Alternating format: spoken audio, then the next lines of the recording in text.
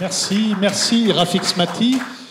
Je vous invite donc à vous asseoir maintenant et j'invite les deux étudiants donc, de l'ICES à venir dialoguer avec vous pour cette deuxième partie qui va démarrer. On se quittera à 21h30, donc on a 1 heure devant nous pour ce dialogue entre les étudiants de l'ICES et Rafik Smati, et bien sûr avec vous qui êtes dans la salle. On se gardera un moment pour des questions-réponses. Et j'en profite pour donner la parole donc, à la présidente de l'association Polyteia, avec laquelle nous avons organisé cette soirée, qui va nous dire quelques mots sur qu'est-ce que c'est que Polyteia. Merci, monsieur. C'est un réel honneur pour Polyteia, donc l'association des politistes de l'ICES, de participer ce soir à cette conférence. Et je remercie sincèrement le CERA pour leur invitation à nous associer à cette 99e rencontre, puisque l'invité de cette rencontre touche directement et concrètement les valeurs de Polyteia. Puisque c'est un invité qui, comme il nous l'a démontré pendant son intervention, a une réelle confiance en l'avenir, a une réelle confiance en la France, et surtout a une réelle confiance en l'action politique qui donne sa place aux jeunes. C'est le sens de Polyteia, de fédérer les étudiants autour de l'étude de la politique pour construire leur idée de ce qu'ils veulent faire de l'avenir, puisque c'est le thème de la conférence de ce soir. C'est donc dans cette démarche de favoriser l'émulation intellectuelle, puisque telle est la démarche de Polyteia et sa devise, que deux étudiants du pôle Conf ont l'honneur d'échanger avec monsieur Rafik Smati et de leur poser toutes leurs questions. Johan, au milieu, qui est président du pôle conférence, Johan Odo, et Joseph Ponce, qui est membre du pôle conférence et qui ont tous les deux apprécié cette conférence comme vous et qui ont des questions à poser à monsieur Rafik Smati. Merci. Merci, Madame la Présidente. Donc c'est à vous, messieurs, pour on va se donner quoi, une petite demi-heure d'échange entre vous et Rafik Smati. Et puis ensuite, on passera à des échanges avec la salle. Très bien. Merci infiniment à vous deux. Monsieur Smati, merci pour cette magnifique conférence. Je vous espère bien dans ce cher coin de France qu'est la Vendée. Vous n'êtes pas sans savoir finalement que la Vendée est un terreau fertile d'entrepreneuriat et vis-à-vis notamment des entreprises. Hier, par exemple, avec Joseph, nous étions au forum de l'association Rupture. C'est un forum qui, je dirais, recense plusieurs entreprises, hein, même certains qui ont des projets d'entreprise pour demain, avec un modèle économique, je dirais, viable et durable, notamment pour favoriser le bien commun. Quel serait votre avis sur finalement comment transposer cette vision, je dirais, du modèle économique vendéen à l'ensemble de la France au niveau national? C'est une question passionnante que j'ai posée aujourd'hui toute la journée aux personnes que j'ai rencontrées. Parce que quand je vois l'esprit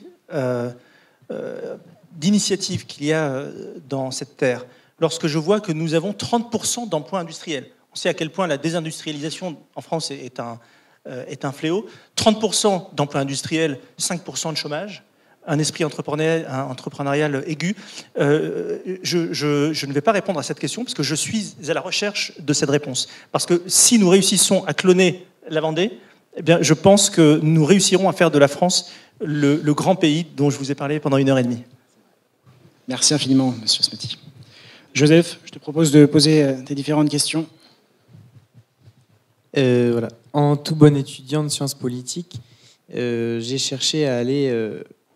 J'ai cherché des questions à vous poser pour ce soir et je me suis dit que j'allais aller interroger des personnes du peuple. Enfin, comme on dit, du peuple, entre guillemets. Et j'ai donc contacté une vieille amie de Marseille qui vit depuis 30 ans dans une cité et je lui ai demandé quelle serait sa question à poser à une personne de la vie publique et de la vie politique. Et elle m'a parlé justement de cette jeunesse qui évoluait difficilement et qui n'allait vraisemblablement pas bien, pas du tout. Elle m'a évoqué justement un passé qui lui était nostalgique, dans lequel on enseignait encore la moralité à l'école. Et Voilà, je voulais savoir donc quel était votre avis sur une possible réorganisation. Enfin, vous avez parlé de l'éducation nationale. Comment est-ce que vous voyez un avenir pour la jeunesse? Il y en a une partie qui rêve, mais il y en a aussi une grosse partie qui ne rêve pas aussi. Enfin, c'est mon expérience, je ne sais pas. Et notamment, vous avez aussi parlé des cités. Comment est-ce qu'on règle le problème de la... Enfin, est-ce que cette violence, cette ultra-violence n'est que le fruit d'un problème, d'un code social qui n'est pas respecté, ou alors aussi de la pauvreté et de la misère qui est aussi à l'origine de toute cette violence? Et comment est-ce qu'on peut y répondre? C'est très large, mais voilà.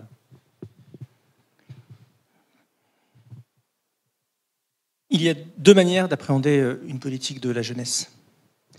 Il y a une manière, c'est celle qui est traditionnellement d'ailleurs pratiquée par les politiques, qui est une manière assez clientéliste, qui consiste à dire bon ben voilà, je vais faire un chèque culture de 300 € par exemple, prenons cet exemple au hasard. Ce sont les mêmes qui vont avoir une politique pour les seniors, une politique pour les chasseurs, une politique pour les infirmières. Mais tout cela est profondément démagogique. Parce que la seule façon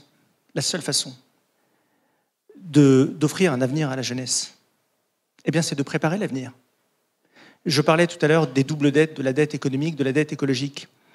Combattre la dette, combattre les dettes, c'est pas pour ma génération. Je pense que ma génération s'en sortira plutôt bien de la situation économique de notre pays. En revanche, pour la vôtre, ce sera plus compliqué. Et aujourd'hui, pour la première fois de l'histoire récente, nous avons une génération qui vit moins bien que celle de ses parents et de ses grands-parents. Et ce problème-là, et ça me fait en arriver à votre deuxième question, ce problème-là, en réalité, est un problème qui touche tous les jeunes de France. Qu'ils viennent de la France rurale, de la France dite périurbaine, mais aussi de la France des cités. Nous sommes aujourd'hui en panne d'avenir. Nous avons renoncé à l'avenir. Et donc, comme nous avons renoncé à l'avenir, comme nous avons renoncé, comme je vous le partageais tout à l'heure, à cette volonté impérieuse qui est le propre d'une civilisation, qui est d'écrire l'histoire, eh bien, nous nous regardons le nombril. Et nous passons à côté des grandes mutations du monde. Et donc, nous subissons. Et donc, vous devenez, vous, la jeunesse, les variables d'ajustement des politiques publiques. Et donc, c'est toute cette logique-là qu'il faut réussir à inverser. C'est renouer avec la puissance, avec l'esprit de conquête, avec cette vision d'avenir entraînante, cette vision d'avenir qui fait qu'il n'y aura désormais plus qu'un seul projet collectif, élevé, fédérateur, un projet qui s'appelle la France. Quand vous n'avez plus ce projet-là, eh bien, vous opposez des antagonismes, ou alors vous allez chercher dans des idéologies dites concurrentes, et c'est comme ça que l'islamisme aujourd'hui progresse dans notre pays. J'ai la conviction, que c'est en prenant le problème par le haut qu'on s'en sortira. C'est en insufflant cette dynamique de civilisation. C'est en remettant nos comptes publics à plat. C'est en faisant en sorte que l'État soit à sa place. C'est en faisant en sorte que vous, demain, si vous avez envie d'entreprendre, si vous avez des rêves, que vous puissiez les réaliser, à condition, évidemment, que vous travailliez pour ça. Parce que rien ne se passe par hasard. Sauf qu'aujourd'hui, le travail ne suffit plus. Les rigidités, les verrous sont partout. Et c'est tous ces verrous-là qu'il faut faire sauter. Et la seule manière de les faire sauter, c'est d'influer une dynamique de civilisation positive, entraînante. Et quand on s'appelle la France, quand on a ces 1500 ans d'histoire, lorsqu'on a cette culture, lorsqu'on a ce génie créatif, ce génie entrepreneurial, nous avons tout en nous, tous les ingrédients pour y arriver. Tout à l'heure, vous parliez de réinstaurer, par exemple, le latin, le grec à l'école, des choses comme ça. Mais là, si je vous demandais de me donner... Enfin, vous avez a priori un programme dans lequel ça fait partie. Si je vous demande de me donner 2 ou 3 levées d'action concrets pour la jeunesse de demain, pour créer aussi une forme d'union entre celle-ci qui est beaucoup trop segmentée aujourd'hui pour pouvoir avancer ensemble. Je ne vous donnerai aucune mesure en faveur de la jeunesse. Je vais peut-être vous décevoir, mais ça serait démago. Qu'est-ce que je vais faire en revanche? Je vais faire en sorte que si vous arrivez aux responsabilités demain, vous ayez des marges de manœuvre pour agir. Et ça, je crois que c'est le plus grand cadeau que l'on peut léguer à notre jeunesse. C'est que vous ayez la capacité, demain, si vous êtes au pouvoir, si vous êtes à la tête d'une entreprise, que vous ayez la capacité de vous épanouir dans ce que vous faites et de réussir. Je vous le dis parce qu'aujourd'hui, ce n'est pas le cas. Aujourd'hui, les rigidités sont telles que vous n'y arriverez pas. Alors évidemment, certains passent entre les mailles du filet, et c'est très bien, mais aujourd'hui, notre système oppresse notre jeunesse. Et donc, la seule chose que je peux vous promettre, c'est la liberté. La liberté d'écrire l'histoire, la liberté d'entreprendre, la liberté de choisir votre vie, la liberté d'être propriétaire si vous voulez devenir propriétaire, mais d'être locataire si vous voulez être locataire, la liberté. La liberté est le cadeau le plus précieux que nous pouvons léguer aux générations futures. Et nous allons nous battre pour que vous puissiez, vous, aujourd'hui, demain et après-demain, avoir tous les leviers de cette liberté. Et j'ai une deuxième question, et c'est un peu dans le domaine social aussi également. J'ai fait le constat un peu triste et amer que dès que j'évoquais l'idée, quand je me suis baladé en France, que dès que j'évoquais le fait que j'étais étudiant en politique, la réaction était unanime, il y avait toujours une forme de dégoût sur le visage qui se dessinait. Et j'ai eu la même réaction tout à l'heure quand j'ai proposé à une autre personne qui, elle, était SDF, de poser une question à une personnalité politique. Comment est-ce que vous expliquez ce manque de confiance qui a été ce manque de confiance, ce délitement du lien entre la classe politique et le peuple? Et qu'est-ce que peuvent faire les personnalités publiques pour regarder plus en bas et participer à cet effort de resocialisation? Vous parlez tout à l'heure de la pauvreté, 10 millions de pauvres, 6 millions de chômeurs. Elle me citait l'exemple des bancs sur lesquels on rajoutait des accoudoirs pour qu'ils ne puissent pas y dormir. Comment est-ce que vous parvenez à un modèle d'union? Parce que finalement, la civilisation, c'est surtout l'unité. Aujourd'hui, chaque année, vous avez un sondage, un grand sondage qui est fait par le CEVIPOF, qui est l'Institut de sondage de Sciences Po Paris.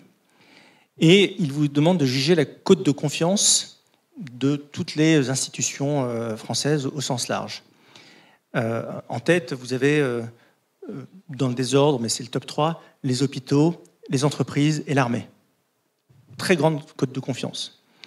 Et tout en bas, vous avez les partis politiques. 4% des Français ont confiance aux partis politiques. 4. Ils ont plus confiance aux syndicats et aux banques et aux médias, c'est pour vous dire, qu'aux partis politiques.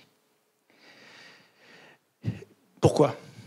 Parce qu'il y a en réalité, quand on fait de la politique, il y a deux sujets qui sont différents, profondément différents. Il y a le sujet de la conquête du pouvoir et le sujet de l'exercice du pouvoir. Si vous mettez toutes vos forces dans la bataille uniquement pour la conquête du pouvoir et que vous ne vous posez pas la question de l'après, de l'exercice du pouvoir, eh bien vous vous plantez. Or, aujourd'hui, nous sommes dans une société, et le quinquennat a accéléré le processus, où seule la conquête du pouvoir compte. Il faut être en mesure de pouvoir afficher des réformes qui sont séduisantes, qui sont impactantes, et personne ne se pose la question du jour d'après. Personne. Bien, voyez-vous, nous, dans Objectif France, vous avez au premier rang Patrice Huiban, qui est le directeur du projet, qui est conseiller à la Cour des comptes. Nous avons 150 personnes qui bossent sur un projet dans 20 pôles thématiques différents.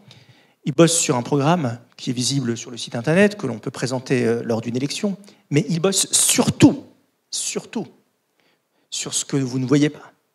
C'est-à-dire sur les projets de loi, sur les ordonnances, sur la manière dont on va pouvoir dérouler le plan. Dérouler le plan. Quand vous avez un programme électoral de 17 pages, je ne donnerai pas de nom, mais je fais référence à ce qui s'est passé en 2017, de 17 pages composées essentiellement de photos de vous, et que vous ne vous posez pas la question du comment, eh bien lorsque vous arrivez aux responsabilités, vous vous dites, bon ben ça y est, j'ai gagné, c'est génial, mais maintenant on fait quoi? Et c'est comme ça que se crée cette déconnexion entre une partie de notre personnel politique et les citoyens. Le pacte de confiance qui liait les politiques et les citoyens est rompu. Et moi, quand j'arrive en politique, j'arrive pas avec une casquette de politique, je ne suis pas un politicien. Et je ne ferai pas de la politique toute ma vie. Je le fais en tant que citoyen engagé. Parce que précisément, plus personne aujourd'hui dans le paysage politique s'intéresse aux idées et travaille sur l'après. Alors, en filigrane, il y a aussi une autre question que vous posez, qui est celle de la vitalité démocratique de notre pays. Et il y a évidemment un certain nombre de réformes démocratiques à mettre en œuvre pour que le citoyen soit davantage partie prenante de notre modèle démocratique. Par exemple, de la proportionnelle à l'Assemblée nationale. Par exemple, un accès facilité au référendum d'initiative citoyenne. Par exemple, la reconnaissance du vote blanc. Pour que, y compris la voix des mécontents ou des oubliés de la République soit entendue. Donc tout ça, c'est évidemment des choses qu'il faut faire. Mais la seule façon de rétablir la confiance, la seule façon, c'est de dire ce que l'on fait, de mettre carte sur table et de ne pas chercher à être populaire. Vous m'avez posé une question tout à l'heure, qu'est-ce que vous allez faire pour les jeunes? Je ne vous ai pas donné une mesure, mais je l'assume parfaitement. Parce que c'est trop facile d'arriver et de dire, allez, toi, alors je fais un sondage d'opinion, et donc comme j'ai payé mon sondage d'opinion et que je sais exactement ce que veut votre génération, j'arrive, je vous dis, bon, voilà, je fais ça, je fais ça, je fais ça. Et puis je vais aller voir les chasseurs, je vais leur dire la même chose. Et puis je vais aller voir les seniors, je vais leur dire la même chose. Tout le monde sera content, peut-être que vous voterez pour moi. Mais je serai ensuite dans l'incapacité totale de mettre en œuvre ce plan. Total. Et je crois que c'est ce devoir de vérité qui consiste à mettre sur la table ce que vous souhaitez faire, et parfois y compris des mesures peut-être impopulaires, et puis surtout d'être en mesure de les faire une fois que vous avez la légitimité démocratique pour le faire. Aux côtés de Madame Polony et Monsieur... une émission que vous aviez eue il y a 4 ans, s'il me semble, vous parliez de créer des assemblées de représentation civile. Est-ce que c'est toujours un projet? Oui, absolument, mais on est même allé beaucoup plus loin aujourd'hui dans notre programme démocratique. Vous savez, on a même prévu, dans un certain nombre d'assemblées, notamment les conseils régionaux, 10% de citoyens qui seraient tirés au sort. Tirés au sort, parce qu'on considère qu'il est important que la société entière, et y compris dans sa diversité, et y compris les ouvriers, par exemple, qui sont très peu représentés dans nos assemblées démocratiques, puissent rentrer dans ces assemblées. On peut très bien garder l'âme de la Ve République. Je suis très attaché à la Ve, parce qu'elle permet de diriger un pays et parce qu'elle permet de traverser des tempêtes, mais accepter l'idée que la Ve doive s'adapter, doivent être plus participatives, doivent donner la parole aux citoyens, un petit peu sur le modèle des votations suisses, parce que certaines personnes me disent « oui, mais tu ne peux pas comparer avec la Suisse, c'est que 8 millions d'habitants ». Si, on peut tout à fait comparer avec la Suisse. Un peuple souverain peut décider de s'emparer d'un certain nombre de sujets et de légiférer là-dessus, avec des garde-fous, hein, évidemment, avec un temps de débat imposé qui est au minimum de 6 mois, etc. Donc oui, il y a un vrai sujet de vitalité démocratique et de rendre la parole aux citoyens. Mais il ne s'agit pas de remplacer le vertical par de l'horizontal. Parce qu'en France, nous avons besoin, et c'est dans l'âme de notre peuple, d'une verticalité du pouvoir. Mais il s'agit d'être à la fois participatif et à la fois, quand les circonstances l'exigent, et notamment sur les sujets régaliens, diplomatiques, dans la verticalité. Les deux en même temps. Une ou deux questions encore? Oui, une ou deux questions. Monsieur Smati, quel a été finalement votre processus, à vous en tout cas, pour créer un parti politique? Quel conseil vous donneriez, par exemple, à des jeunes ou à des citoyens demain? Je veux créer un parti politique, qu'est-ce que je dois faire? Est-ce que je dois m'entourer finalement de personnes compétentes? Qu'est-ce que je fais demain? D'abord, travaillez votre force de caractère et être sûr de vos objectifs. Parce que tous ceux qui se mettront en travers de votre route ne se gêneront pas pour vous dissuader par tous les moyens de le faire. Et j'ai découvert, en allant sur le terrain politique, que les règles qui présidaient à l'engagement public n'étaient pas les mêmes qui présidaient à la gestion d'une entreprise, par exemple. Quand vous gérez une entreprise, le choix des décisions est très rationnel. En politique, c'est le domaine de l'irrationnel. Les pots de banane vous arrivent non pas de vos ennemis, mais de ceux dont vous êtes supposés être les plus proches politiquement. Ça, c'est un truc assez difficile à conceptualiser. Mais c'est une réalité. En politique, moi, par exemple, dans mon entreprise, mais c'est le cas de tous les entrepreneurs, on cherche à s'entourer des meilleurs. J'ai besoin d'un directeur financier, eh bien, je vais aller chercher quelqu'un qui connaît mieux les finances que moi. J'ai besoin d'un développeur informatique, je vais aller chercher quelqu'un qui connaît mieux le développement informatique que moi. Ça me semble être une évidence absolue. En politique, c'est différent. En politique, vous vous entourez de gens qui sont moins bonnes que vous, parce que ces personnes-là ne sont pas, de fait, des rivales. Et donc, c'est un nivellement par le bas, et ça encourage à une certaine forme de médiocratie. Eh bien moi, en politique, j'applique la méthode qui est la mienne en tant qu'entrepreneur. Je m'entoure des personnes qui sont meilleures que moi. la sécurité est l'un des enjeux principaux de notre pays, eh bien, je considère que le général Bertrand Soubelet est beaucoup plus qualifié que moi, est beaucoup plus compétent que moi pour résoudre le problème des zones de non-droit dans notre pays. Je considère que des personnes qui connaissent parfaitement la haute fonction publique, l'organisation de l'appareil d'État, sont plus qualifiées que moi pour travailler à la réforme du léviathan administratif qui est Bercy et qui est la France. Je n'ai aucun problème à travailler avec des esprits plus intelligents et plus compétents que les miens. Et je crois que c'est l'une des clés de la réussite. C'est comme ça que Charles de Gaulle a réussi à transformer la France en 1945. C'est comme ça que Napoléon Bonaparte a procédé. Mettons fin au règne de cette médiocratie et acceptons de faire travailler les meilleurs au service non pas d'un ego, mais d'une cause qui s'appelle la France et son avenir. Merci Monsieur Smaty pour cette réponse. Je vais terminer par une dernière question. Là-dessus, j'ai pu vous étudier, monsieur, et c'est vrai que j'ai pu voir, selon le journaliste Serge Raffi, qui vous a qualifié de politiquement inclassable. Et on peut même vous trouver en tant que, je dirais, conservateur, voire et en même temps progressiste. Quel serait votre avis là-dessus ? Je suis un conservateur progressiste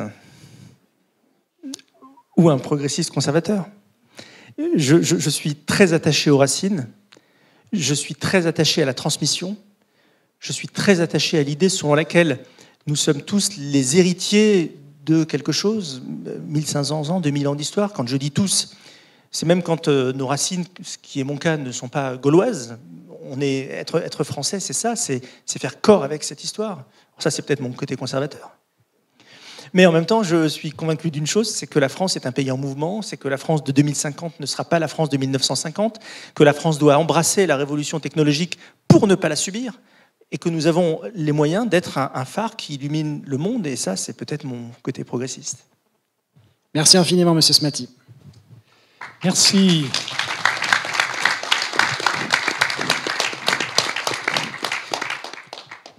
Merci, messieurs les étudiants. La parole est à vous, chers amis, dans la salle. J'imagine qu'il y a des questions. Donc, vous me faites signe et je vous apporte le micro. Allez.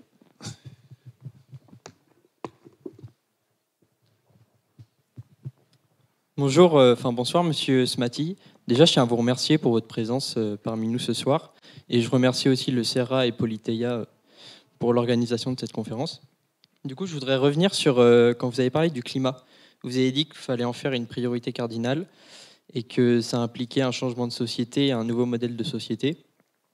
Mais la question que je voulais vous poser, c'est comment faire comprendre ça aux Français, et notamment les Français qui vivent ici en Vendée ou dans la campagne. Pas les Français, par exemple, qui sont des urbains et qui vont en vélo au boulot, donc ils se prennent pour des écologistes et des bien-pensants, par exemple. Mais en fait, ici, je pense qu'il faut comprendre que vous avez parlé aussi de politique à long terme. Mais les Français, je pense qu'ils ont du mal à comprendre qu'on leur dise, par exemple, le prix de l'essence il va augmenter, mais c'est dans un objectif écologique à long terme. Leur priorité, c'est pas plutôt, par exemple, de nourrir leurs enfants et de au final, s'en sortir. Donc c'est pour ça, comment faire comprendre aux Français, en fait, de un, le changement de société via la raison climatique, et de deux, l'idée de politique à long terme.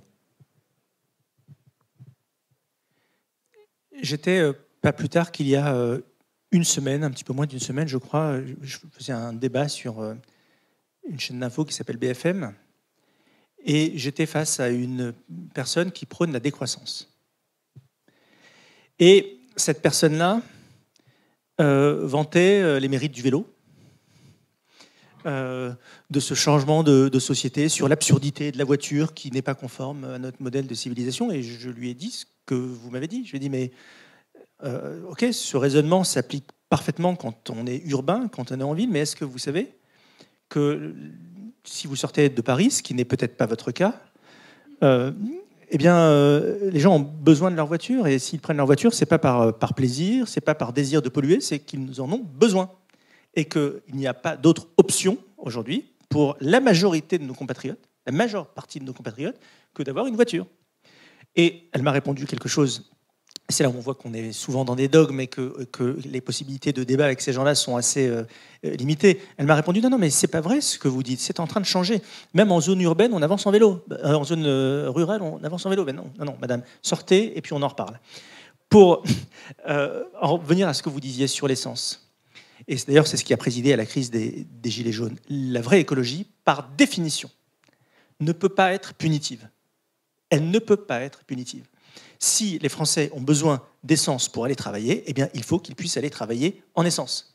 Et ce n'est pas en augmentant le prix de l'essence, c'est-à-dire en punissant ceux qui ont besoin de leur véhicule pour aller travailler, que l'on réussira cette transition énergétique. La clé de la transition énergétique, la transition environnementale au sens large, c'est le progrès, c'est la science. Oui, en effet, demain, si nous roulons tous en véhicule électrique, à condition que nous ayons construit les centrales nucléaires nécessaires pour le faire, et à condition que nous ayons traité la question des métaux stratégiques, eh bien, le plein, à ce moment-là, ne coûtera plus 60 ou 70 euros, il coûtera 5 euros, et peut-être qu'à ce moment-là, en termes de pouvoir d'achat, tout le monde y gagnera, et l'air sera plus pur. Mais c'est par le biais de la science et par le biais de l'innovation que nous devons appréhender la question environnementale, sûrement pas sous l'angle des taxes et des privations et des punitions. Rafik, tu as créé un parti politique. Je vais te poser quelques questions politiques. Quand est-ce que tu te présentes? La première. La deuxième, c'est qui sont tes alliés? Et si tu ne te présentes pas, pour qui voter? Me présenter à quoi? À des élections politiques, par exemple. La question des alliés est très intéressante. Parce que je n'appréhende pas la politique comme étant une affaire de clan. Souvent, quand on discute avec ce que j'appelle des politiciens de carrière, ils vous sortent une formule, ils disent mais notre électorat, ils s'adressent à une niche politique et ils en oublient complètement le reste. Alors moi, mon électorat, c'est celui-là, mon électorat, c'est celui-là. Moi, je fais de la politique pour parler à la France, pas pour parler à un électorat. Et je crois que notre pays est aujourd'hui à un tel point que s'il doit y avoir une troisième voie, elle ne peut être que la conséquence d'un rassemblement très large qui va bien au-delà des questions de droite et de gauche. Et cela, nous l'avons démontré lors de notre rentrée politique, qui a fait beaucoup parler d'elle. Ça s'est passé en Provence à la fin du mois d'août. Nous avons accueilli le patron du parti radical de gauche. Nous avons accueilli Michel Barnier, l'ancien commissaire européen. Nous avons accueilli le président de l'UDI, Jean-Christophe Lagarde, Corinne Lepage et Éric Zemmour, dont les déclarations fracassantes de la rentrée ont été prononcées chez nous. Et c'était du débat. Avec Éric Zemmour, j'ai débattu des questions d'identité, de l'avenir de la France. Et d'ailleurs, lui développait l'idée selon laquelle on ne pouvait pas s'en sortir par le haut et que la vision que je porte est une vision idéaliste et que, quoi qu'il arrive, la France sera islamisée en 2100 et qu'on ne peut pas faire autrement et qu'il faut se battre que là-dessus et puis on verra plus tard pour le reste. Moi, j'ai essayé de développer l'idée selon laquelle on partage beaucoup de constats sur le déclin de la France, on partage le même amour de la France, mais qu'on peut s'en sortir par le haut, ce que j'ai partagé avec vous ce soir. Mais avec Corinne Lepage, j'ai parlé d'écologie, j'ai parlé de nucléaire, on a débattu. Avec Michel Barnier, on a parlé de souveraineté. Tout ça pour vous dire que la logique d'alliés, elle n'est pas dans un camp. Je ne dis pas que tous ces gens-là sont nos alliés, ce n'est pas ce que je dis. Mais les alliés ne sont pas dans un camp. Et dans les moments de l'histoire de France, dans les moments charnières, eh bien, vous avez eu parfois des personnalités issues d'horizons différents, profondément différents, qui se sont rassemblés autour d'une cause. Ça a été le cas du Conseil national de la Résistance, où vous aviez les gaullistes et les communistes qui ont travaillé ensemble. Alors, ça n'a pas duré longtemps. Mais lors des moments charnières, on doit pouvoir travailler avec des gens qui ne nous ressemblent pas. Et c'est pour ça que j'ai voulu débattre. Ensuite, vous me posez la question de est-ce que vous allez vous présenter, et j'imagine en filigrane, la question de l'élection présidentielle. Il est vrai que nous travaillons sur un programme de redressement national. Notre projet est un projet politique au service de la France. Et comme je vous l'ai dit tout à l'heure, on est sur un projet, mais on est ici sur l'application du projet. Mon ambition, alors j'ai deux traits de caractère. Mon premier trait de caractère, c'est que mon ambition pour notre pays est sans limite. Elle est sans limite. Donc je ferai ce qu'il faut pour faire en sorte de pouvoir être en situation d'appliquer ce que je vous ai présenté ce soir. Mais j'ai un deuxième trait de caractère, c'est que je suis lucide. Et donc, si vous faites un mix des deux, vous avez à peu près ma réponse. Bonsoir, Monsieur Smaty. Tout d'abord, je tenais à vous remercier de faire des conférences ici à l'ICES qui permet à nous, étudiants, d'assister à des conférences de si haute qualité. Je voulais revenir sur ce que vous avez dit au tout début de votre conférence sur le déclin possible de la France et sur votre comparaison notamment avec l'Empire romain qui, selon vos mots, n'avait plus d'aspiration et notamment avec la ligne germanique qui n'était plus un problème pour les Romains et qui sont petit à petit tombés dans un déclin. Je voulais savoir quelle était donc selon vous l'idéologie, l'idée ou la clé qui pourrait permettre à la France de retrouver une aspiration hégémonique et de refaire jeu dans la cour des grands. On a notamment été poussé par les idées de la Révolution sous le XVIIIe et XIXe siècle, des idées nationalisme ou encore des idées soutenues par la chrétienté. Donc je voulais savoir quelle idée pourrait nous permettre de revenir à une aspiration de puissance hégémonique, économique et civilisationnelle. Merci. Si ça devait se résumer en deux mots, ce serait le génie français. Le génie français. Et le génie français, croyez-moi, c'est quelque chose qui, pour moi, va au-delà de quelque chose qui peut se mettre en équation. Je vais vous présenter une comparaison qui va vous paraître un peu tirée par les cheveux, mais elle ne l'est pas, parce que ce que je vais vous donner, ce sont des faits. Vous connaissez tous les grottes de Lascaux, les grottes Chauvet, les premières expressions artistiques du genre humain. On en a 180 en France, des grottes de cette nature. On parle là du Paléolithique supérieur. Donc c'est il y a bien longtemps, avant même que la France ne soit la France. Eh bien, 180 grottes de cette nature en France, 300 dans le monde. 180 grottes abritant les premières expressions artistiques du genre humain sur 300 sont situées sur ce qu'est actuellement le territoire de la France. Alors je ne vais pas mettre de cause à effet en disant oui, le génie français existait à l'ère paléolithique, mais comprenez qu'il y a quand même dans cette analogie quelque chose qui nous dépasse. Et donc le génie français, de manière plus prosaïque, est dans nos gènes à tous. Et il s'exprime dans tous nos domaines. S'il y a autant d'associations dans notre pays, parce que le génie français, c'est pas l'entrepreneuriat, c'est pas que le chef d'entreprise, ça serait réducteur. L'esprit français, c'est le chef d'entreprise, mais ce sont les salariés qui travaillent dans l'entreprise et qui se donnent à fond pour faire avancer un projet collectif. Ce sont tous les acteurs associatifs, ce sont tous les projets artistiques. C'est ça le génie français. Nous sommes tous partie prenante d'une partie de ce génie français. Eh bien, dans une ère de mutation profonde, de 4e révolution industrielle, où tous les paradigmes vont être bousculés dans les années qui viennent, eh bien, la France a tous les moyens d'être un nouveau modèle, le laboratoire d'un nouveau modèle de civilisation, d'un nouveau modèle écologique, d'un nouveau modèle démocratique, d'un nouveau modèle entrepreneurial.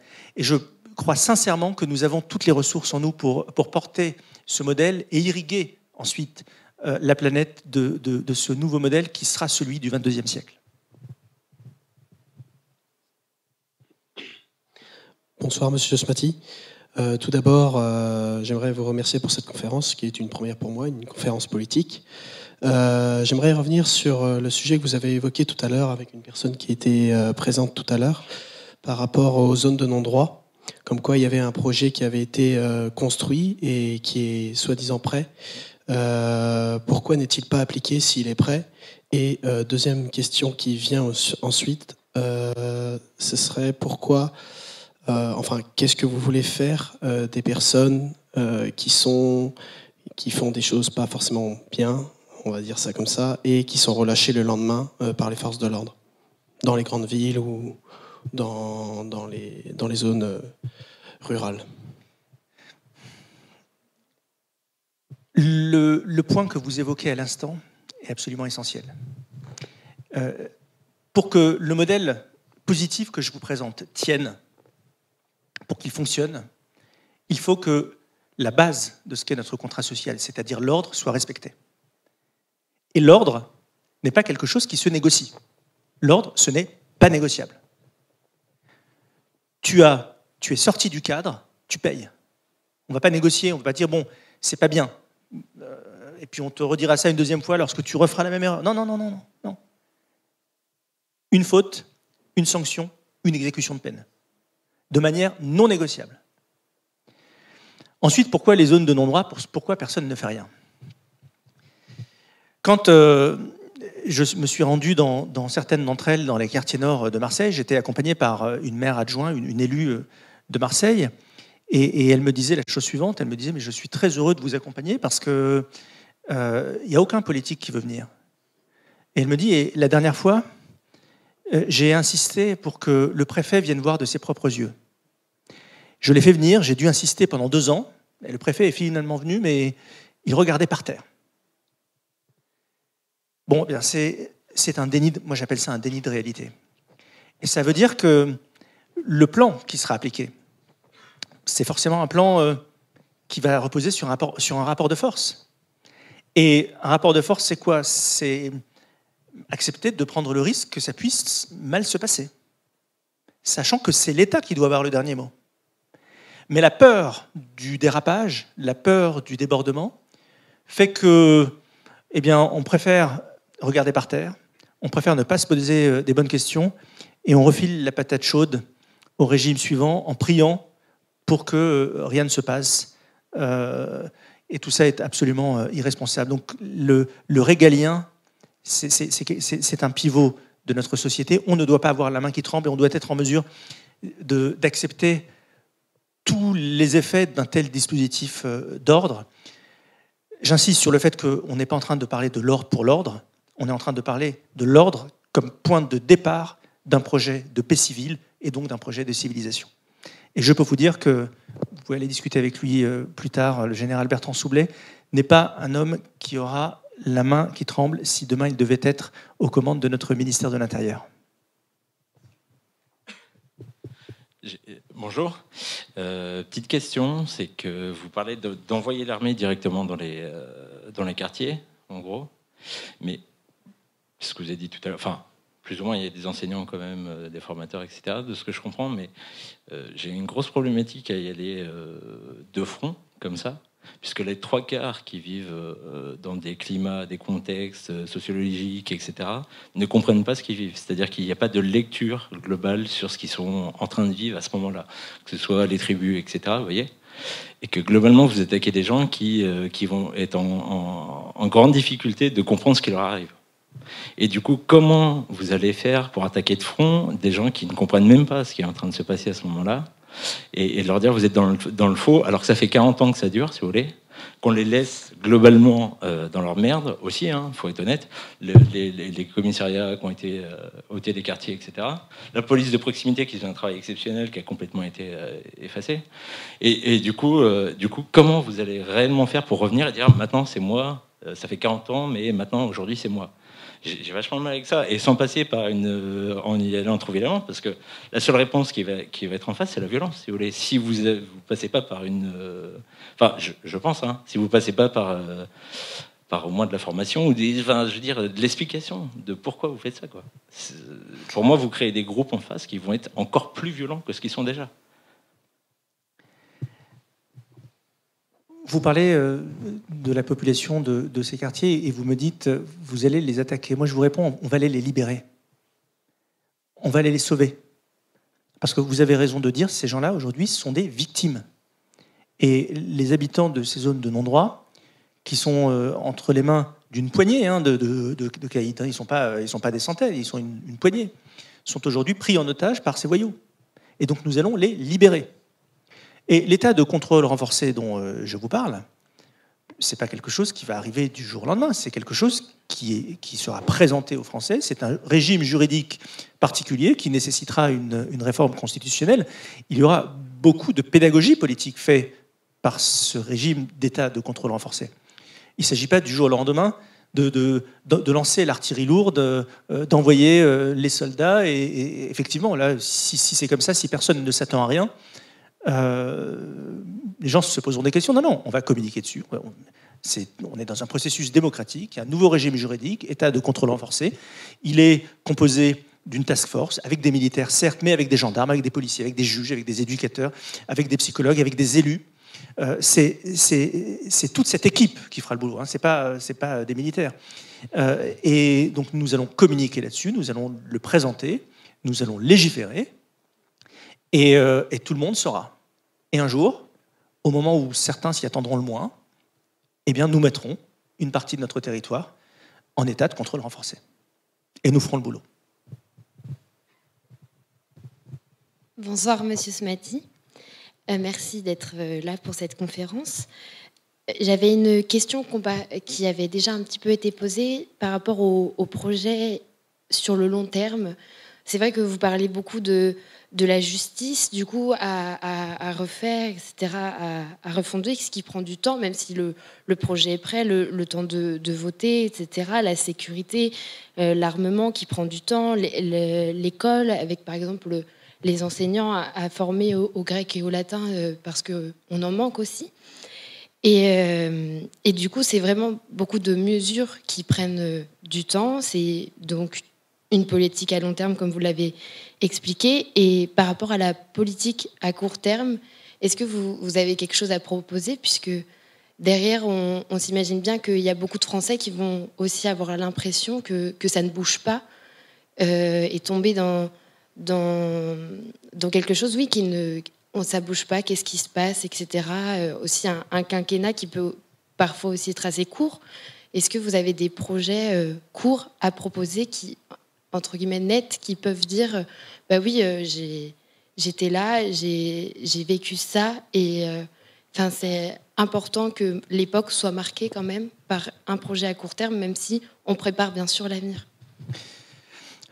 Vous avez parfaitement raison, la thématique de notre rencontre, c'était l'avenir, et je suis volontairement resté sur un terrain méta. Mais il y a évidemment un certain nombre de dispositions très précises, très concrètes que nous allons prendre, et notamment dans des sujets qui nous concernent tous, qui est par exemple celui de la question du pouvoir d'achat. Il suffit de regarder votre fiche de paye, c'est pas encore votre cas, mais regardez une fiche de paye et vous voyez la différence entre le coût global d'un salaire et ce qui va directement dans votre poche, et vous comprendrez que il y a un sujet d'augmentation des salaires dans notre pays qui est évident, mais augmenter les salaires de manière démagogique en disant on va augmenter le brut, c'est surtout pas comme ça qu'il faut s'y prendre. Les bruts resteront les mêmes, mais les nets vont augmenter. Les nets vont augmenter, pourquoi ? Parce que nous allons réduire la dépense. Et nous allons la réduire comment ? Eh bien, nous allons réduire en réformant le millefeuille administratif, en supprimant un certain nombre d'agences de l'État, en réformant notre système de retraite, notre système de sécurité sociale, des économies que nous sommes capables de générer tout de suite, parce que nous savons aujourd'hui, nous et personne d'autre dans l'échiquier politique, comment faire 130 milliards d'économies par an dans notre pays, ce qui correspond à 10% de la dépense publique. Nous savons, mais nous ne l'avons pas sorti du ciel, parce que nous avons travaillé. Et si on est capable de faire 130 milliards d'économies en 2023, eh bien, ces 130 milliards d'économies, on est capable de les diviser en 3. On est capable d'en mettre une partie en réduction de la dette. On est capable d'en mettre une partie en investissement dans les domaines du régalien, de la police, de la justice, de la défense nationale. Et nous sommes capables d'en rendre une bonne partie, c'est-à-dire environ 50 milliards aux Français sous forme d'augmentation de pouvoir d'achat, notamment de la fiche de paye, mais aussi des entreprises à travers la suppression totale des impôts de production, un minimum vieillesse qui doit évidemment augmenter, tout ça qui sont des réformes concrètes, précises et chiffrées, et que nous sommes en mesure de financer. Mais là, encore une fois, avec une honnêteté, si vous nous dites que vous souhaitez que votre salaire brut augmente, là, je vous dirais, ça sera par votre travail, ça sera avec votre entreprise, et je ne peux rien faire pour vous. En revanche, nous, notre boulot, c'est de faire en sorte qu'à salaire brut égal, vous ayez plus de net. Et dans le programme que nous portons, et qui est financé, qui est chiffré, un ménage de 2 personnes qui sont au SMIC, ça se traduira par une augmentation de pouvoir d'achat de plus de 1 000 € par an. Et encore une fois, j'insiste, c'est chiffré, c'est calculé, c'est mesuré, et ça ne se traduit pas par une augmentation de la dette ou du déficit public, puisque nous avons 130 milliards d'économies et nous savons où les faire. Bonsoir Rafik. Je vous rejoins complètement sur le diagnostic. Trop d'État, c'est une pieuvre qui se fiche partout. Sur le traitement, réforme de l'État pour nous libérer tous et nous faire avancer. Vous êtes entouré d'éminences grises, donc vous avez la gendarmerie, vous avez la Cour des comptes, je crois. Notamment. Voilà. Et vous êtes un chef d'entreprise. Moi, j'en suis un aussi, tout petit par rapport à vous. Mais quand je prends une mesure, je cherche à quel moment je vais avoir le point de bascule de ce que je décide. Et donc là, sur la réforme de l'État, et pour inverser la tendance que moi je connais depuis 40 ans, puisque en 80, j'avais 17 ans, je n'ai pas pu voter, je considère qu'on vit sous un régime collectiviste étatiste croissant depuis cette date-là.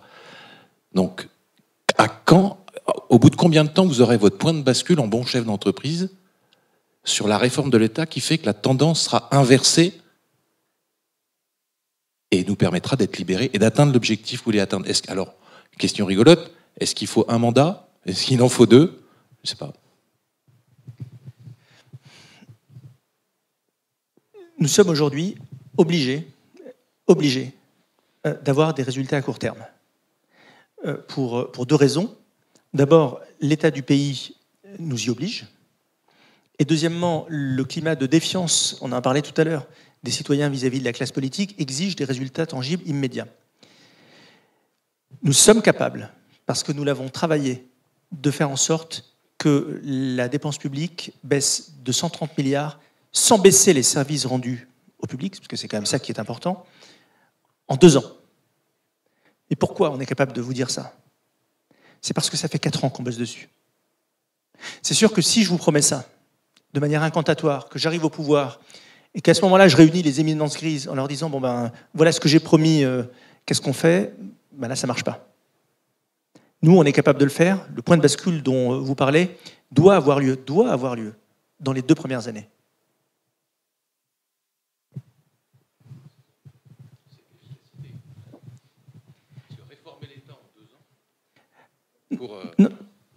C'est ça ma question. Moi. Mais il y a une parce qu'il y a des forces d'inertie, vous comprenez? En 2 ans, moi j'y crois. Mais je vais vous dire pourquoi c'est possible. Je suis un optimiste, j'ai nos limites aussi. Mais je vais vous dire pourquoi c'est possible. Le plus important, c'est de mettre carte sur table lors d'une élection présidentielle. Si vous avez la légitimité démocratique pour agir, si vous avez le mandat du peuple français pour le faire, personne, aucune rigidité ne pourra vous en empêcher. Prenez l'exemple de la réforme des retraites. L'exécutif actuel s'est fait élire en disant dans son programme « je ne diminue pas les pensions et je n'augmente pas l'âge de départ à la retraite ». Quand ensuite vous arrivez devant les Français et que vous présentez un projet qui n'est pas aligné avec ce que vous avez promis, eh bien évidemment, vous avez des Français qui vont dans la rue et c'est normal, j'ai envie de dire, parce qu'il y a tromperie sur la promesse. Le pari que nous faisons, c'est de dire la réalité aux citoyens. Voilà ce que nous allons faire et voilà comment nous allons le faire. Alors ensuite, peut-être que vous trouvez ça trop dur. Et vous ne nous choisirez pas. Mais si vous nous choisissez, voilà ce qu'on fera et voilà comment on le fera. Et à partir de cet instant-là, vous avez le mandat du peuple français qui est capable de renverser des montagnes, qui est capable d'abattre toutes les rigidités, notamment à Bercy. Parce qu'à tout moment, vous êtes en mesure de prendre à témoin le peuple français. Citoyens français, vous m'avez élu pour faire ça. Donc je le fais. Et aucune force d'inertie ne peut se mettre en travers de cette route. La force d'inertie, elle intervient lorsque vous avez été flou dans le projet. Et comme le disait Cardinal de Retz, on ne sort de l'ambiguïté qu'à ses dépens. Et donc il n'y a aucune place à l'ambiguïté, il y a un discours de vérité, le courage de la vérité, et avec ça, croyez-moi, on peut déplacer des montagnes. Alors l'élection présidentielle, c'est dans 6 mois. Ça veut dire que, en gros, là, vous avez 3 mois pour émerger, pour devenir un candidat potentiel, enfin en tout cas qui peut apparaître aux yeux des Français comme pouvant déjà accéder au 2e tour et gagner ce 2e tour. Vous qui êtes lucide, vous pensez que c'est possible en 3 mois? Aucun scénario linéaire ne nous permettrait d'y arriver. Aucun scénario linéaire. Ça, c'est mon côté lucide dont je vous parlais tout à l'heure. En revanche, l'histoire de France est jalonné d'événements de nature non linéaire. Vous savez, j'ai une devise en 2 mots. Constance et circonstance. Certes, ça fait 3. Constance, circonstance. Constance, c'est le travail acharné que nous menons, un travail acharné pour mailler le territoire, pour rencontrer des élus, pour les convaincre. C'est un travail acharné sur un projet et sur la manière de le dérouler. C'est un travail acharné sur les réseaux d'influence. Et ça, évidemment, ça n'a pas pignon sur rue, mais je peux vous dire qu'il se passe beaucoup de choses. Ça, c'est la constance, c'est ce qui dépend de nous. Et puis ensuite, les circonstances, c'est le hasard de l'histoire, c'est l'humilité face aux circonstances, mais comme le disait Louis Pasteur, le hasard ne profite qu'aux esprits préparés. Et donc, je le répète, aucun événement linéaire ne nous permettra d'arriver à cet objectif. Aucun. Mais je crois aux ponctuations historiques. Bonsoir, Monsieur Smaty. Vous venez d'utiliser un terme qui résonne puisque vous parliez de linéarité historique. Et vous avez la chance ce soir de vous adresser à tout public, que ce soit des politistes, des juristes, mais aussi des historiens. Et c'est en tant qu'historien que je m'adresse à vous ce soir, déjà pour vous remercier pour votre venue ici, mais aussi en tant qu'historien de la santé, parce qu'on a eu des cours sur l'histoire de la santé, de la criminologie, de la philosophie pénale, etc. Et vous parliez tout à l'heure du système de santé publique qu'il y a en France actuellement, des codes qu'il y avait à réformer. Est-ce qu'il faudrait créer un véritable code de santé, puisque depuis quelques mois, avec cette pandémie, on parle et on reparle des masques, il n'y a pas de masques et que l'hôpital public s'effondre à cause des masques. Mais est-ce que cette idée de masque, ce n'est pas finalement quelques petites mesurettes à côté de personnes qui ne peuvent pas avoir, de patients qui ne peuvent pas avoir de lit, qui dorment dans les couloirs? C'est-à-dire qu'on a des éditorialistes sur BFM, sur CNews ou sur d'autres chaînes qui disent non, il n'y a pas mort d'homme. Il n'y a pas mort d'homme. C'est-à-dire que non, il vaut mieux équiper, il faut mieux avoir des masques parce que le système d'hygiène n'est pas bon, etc. Mais à côté, quasiment personne n'a parlé, même les grands médecins ou ceux qui représentent la médecine, que ce soit le professeur Raoult ou autre, personne n'a parlé des personnes greffées, des personnes atteintes d'AVC qui ont dû repousser leur opération ou qui sont mortes parce que, évidemment, le Covid devait prendre toute la place. Donc, c'est-à-dire que demain, après-demain, dans 5 ans ou dans 10 ans, l'idée d'être visionnaire, c'est-à-dire si on a une autre épidémie qui atteint, je ne sais pas, des reins ou des poumons, est-ce qu'on aurait la même attitude de ah ben non, il faut prévoir des masques? Parce que si on ne prévoit pas de masques, dans ce cas-là, il faut prévoir aussi des machines pour faire des dialyses, des machines pour réinjecter de l'oxygène dans les poumons, etc. Pourquoi cette obsession de prévoir des tas de masques alors qu'on sait qu'au bout de 5 ans ou 10 ans, ils sont arrivés à la date de péremption, finalement? Alors, je ne partage pas complètement votre analyse. Je vais vous dire pourquoi. Alors, cette pandémie, certes, peut être considérée comme étant imprévisible. Toujours est-il que j'ai écrit un livre qui s'appelle « Vers un capitalisme féminin » en 2010, où j'ai décrit exactement ce qui allait se passer. J'ai même décrit que le taux de la baisse de notre produit intérieur brut serait de 8%, 8,2, je l'avais estimé. On est à 0,2 près à ça. J'avais expliqué les mécanismes de confinement, de fermeture de l'économie, etc. Et donc, comme j'avais identifié ça comme menace majeure et quasiment inéluctable, eh bien, en tant que chef d'entreprise, je me suis équipé en conséquence. J'avais mis en place dans mon entreprise, alors certains pouvaient peut-être me considérer comme étant parano, mais je m'en fous, je l'ai fait en toute responsabilité. J'ai mis en place un plan pandémie avec des masques FFP2, avec des gels hydroalcooliques, tout était consigné, prêt, noté. Et quand cette pandémie est arrivée, j'étais en ordre de marche, et comme j'étais suréquipé en termes de masques, j'en ai transféré une grande partie à nos personnels soignants qui, eux, en manquaient. Moi, patron de PME,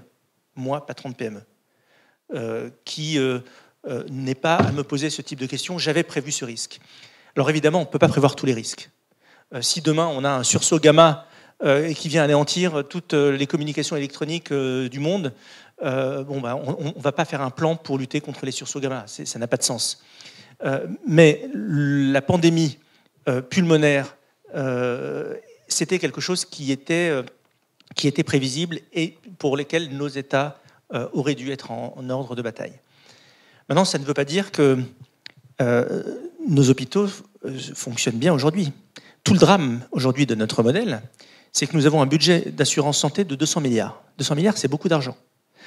Mais le budget consacré à la santé publique, c'est-à-dire à la dimension régalienne de la santé, il est de l'ordre de 400 millions d'euros avant le Covid. Donc, c'est-à-dire le régalien de santé, 400 millions d'euros et 200 milliards de dépenses de santé, dont un certain nombre de dépenses somptuaires. Je pense par exemple le remboursement des cours thermales. Tiens, nous payons tous ici, dans notre fiche de paye, l'équivalent de 5 milliards d'euros par an de cure thermale. C'est une question qu'on peut légitimement se poser. Et c'est la raison pour laquelle ce que nous portons comme idée forte dans notre programme, c'est l'idée qui consiste à dire que les assureurs, les mutuelles, puissent assurer dès le premier euro. C'est-à-dire que vous puissiez, vous, décider non pas d'être assuré auprès de l'assurance maladie et d'une mutuelle, voire d'une surcomplémentaire, mais que vous puissiez vous assurer totalement auprès d'une mutuelle dès le premier euro. Ce qui fera en sorte qu'il y ait des économies d'échelle qui seront énormes, parce qu'aujourd'hui, il y a une double gestion, voire une triple gestion si vous avez une surcomplémentaire. Et puis, ça permettra de mettre le modèle en tension, un peu sur le modèle des cliniques privées, et donc de pousser à l'excellence et de débureaucratiser nos hôpitaux, dont je rappelle qu'ils sont composés à 30% de personnel administratif, quand les hôpitaux de nos amis allemands ne sont composés uniquement de 20% de personnel administratif. C'est cette révolution-là de l'hôpital qu'il faut faire, non pas pour faire des économies, mais pour faire en sorte que les budgets colossaux que nous allouons, et c'est le choix de notre modèle de santé, et j'y adhère parfaitement, que ces budgets-là soient mis au service du patient et soient mis au service du bien-vivre des soignants. Donc évidemment, il faut plus de respirateurs, évidemment, il faut plus d'appareils à dialyse, évidemment, il faut plus de postes d'hôpitaux. Je discutais tout à l'heure avec des élus de la région qui m'expliquaient les problématiques médicales que nous avions ici en Vendée, notamment pour avoir des rendez-vous auprès de spécialistes hospitaliers. Donc c'est évidemment un vrai sujet. L'objectif, c'est d'augmenter le service rendu au public et donc d'avoir plus de moyens pour l'hôpital, mais des moyens qui soient alloués aux bons endroits. Et ça veut dire qu'il faut accepter un bing-bang de notre modèle de santé et notamment faire entrer les mutuelles dans le jeu. Il est 21h30. Nous allons terminer par une toute dernière question courte et une réponse courte. Oui, merci Monsieur Smaty pour votre présentation. Donc juste par rapport à ce que vous avez dit, là, après on sait qu'en France il y a le pouvoir de la rue, donc c'est un pouvoir important. Donc là, vous avez parlé de De Gaulle, vous avez parlé de Napoléon. De Gaulle était est devenu général, mais il a énormément travaillé pendant 20-25 ans pour réformer l'armée. Napoléon, c'était un petit caporal. Mandela, il a fait 30 ans de prison. Ces gens-là ont cru en leur destin. Et il peut y avoir un avenir pour une personne qui vient de nulle part. Et vous, Monsieur Smaty, croyez-vous en votre destin pour la France ?